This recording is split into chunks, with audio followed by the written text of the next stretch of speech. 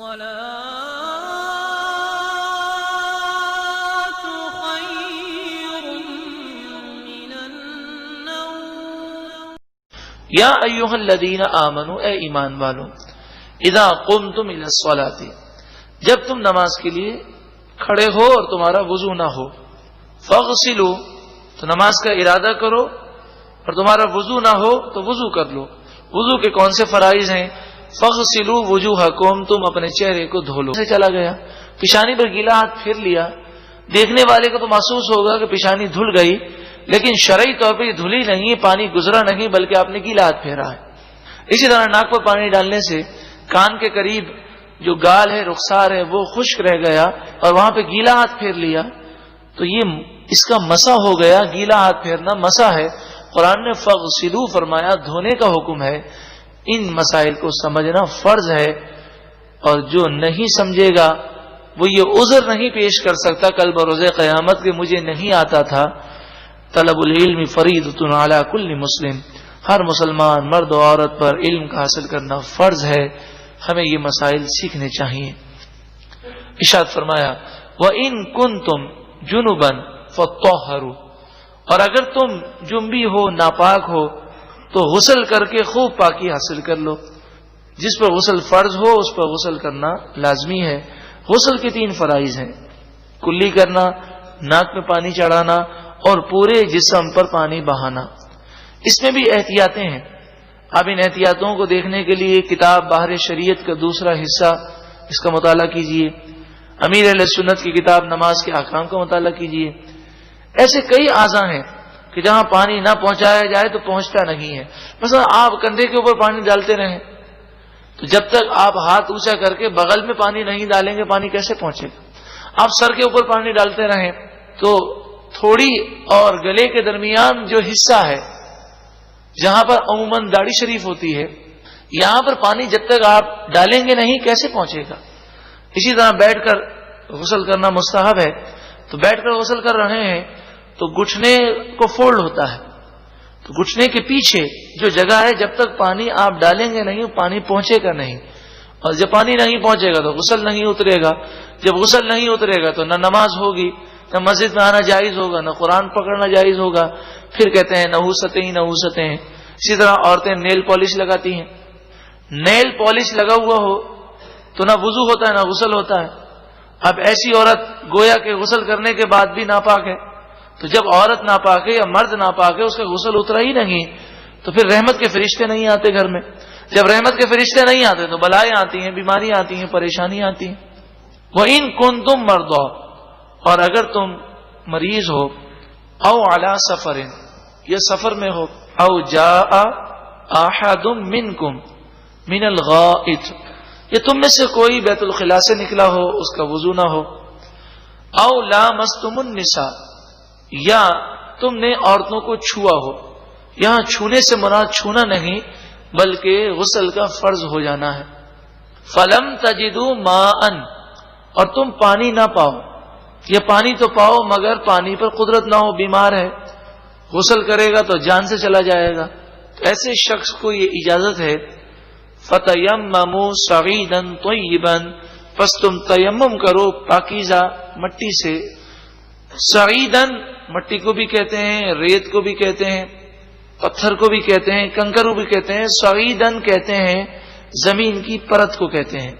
تو ہر وہ چیز جو زمین کی جنس سے ہے، زمین کی جنس کی پہچان یہ ہے کہ اس چیز کو اگر آگ میں جلایا جائے تو نہ وہ پگھلے گی، نہ وہ نرم پڑے گی، اور نہ ہی اسے آگ لگ سکتی ہے، وہ راکھ بھی نہیں ہوتی۔ پتھر کو آگ میں ڈال دیں تو نہ وہ نرم ہوتا ہے، نہ پگھلتا ہے، اور نہ ہی وہ راکھ ہوتا ہے۔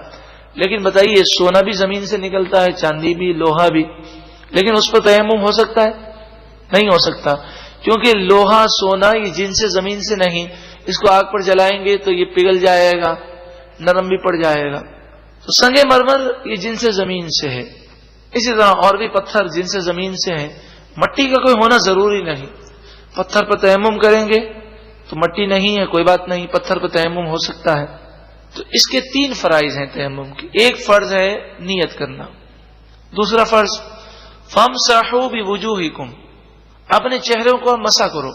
تو ہاتھ زمین پر مارنے کے بعد اپنے چہرے پر اس طرح ہاتھ گزارنا ہے کہ چہرے کی ہر جز سے ہاتھ گزر جائے.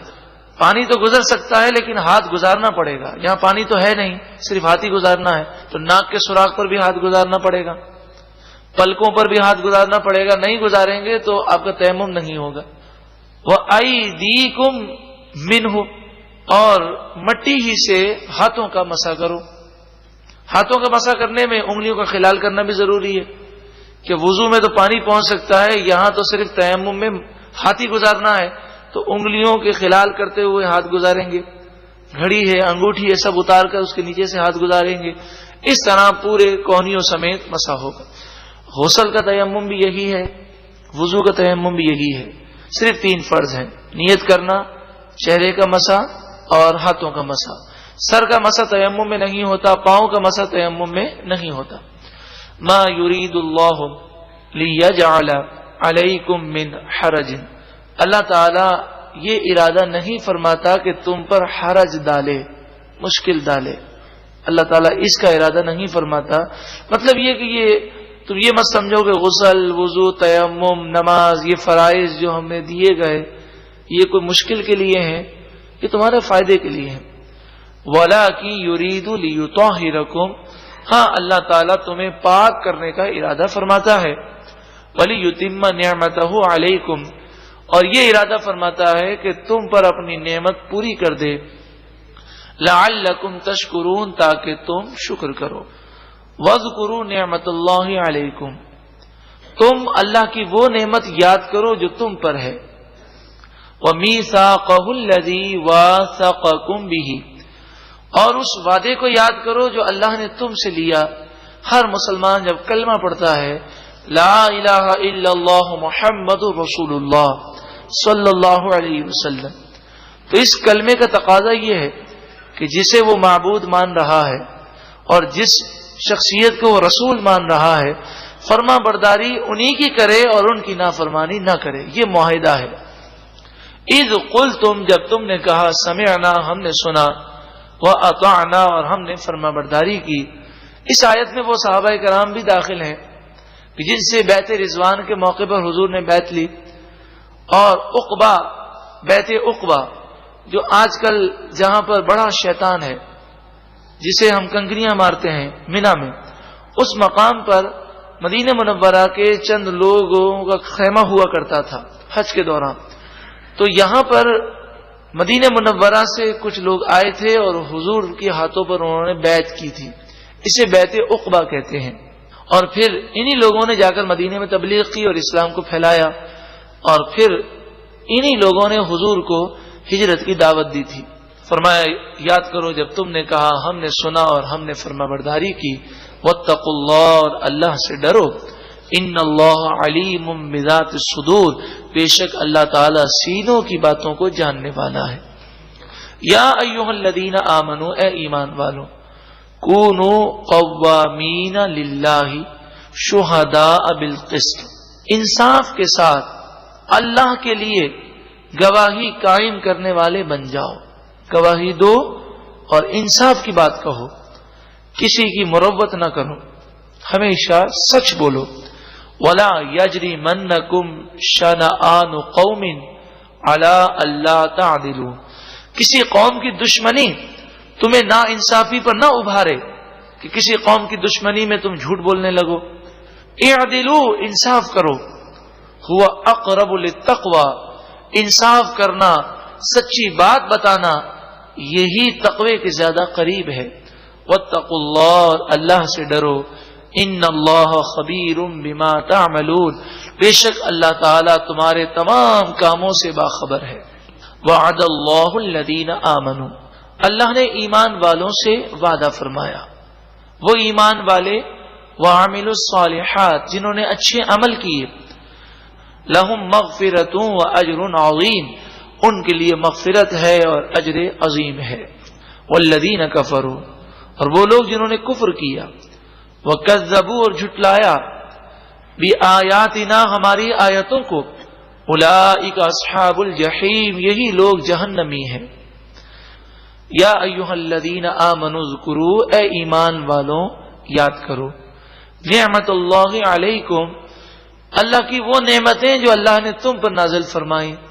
نعمتیں یاد کرو، ناشکری نہ کرو، شکر کرو.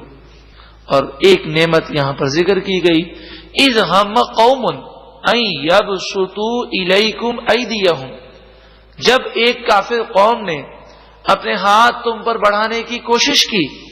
فکف ایدیہم، پس اللہ نے ان کے ہاتھ عنکم تم سے روک دیے. واتقوا اللہ، اور اللہ سے ڈرو.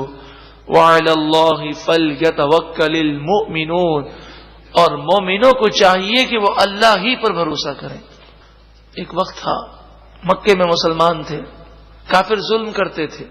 اللہ نے مسلمانوں کو غلبہ دیا اور کافروں کی اب جرأت نہ رہی، تو فرمایا اس نعمت کو یاد کرو.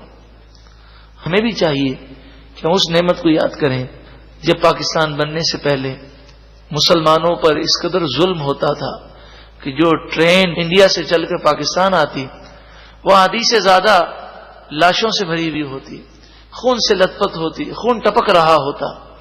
اور آج آپ کو حقیقت عرض کرو کہ آج انڈیا میں اگر مسلمان محفوظ ہیں تو پاکستان کی وجہ سے محفوظ ہیں، کیونکہ انڈیا یہ دنیا کو بتانا چاہتا ہے کہ نہیں ہمارے ملک میں ہم مسلمانوں پر کوئی ظلم نہیں کرتے، اور دو قومی نظریے کی کوئی ضرورت نہ تھی، پاکستان بنانے کی کوئی ضرورت نہ تھی.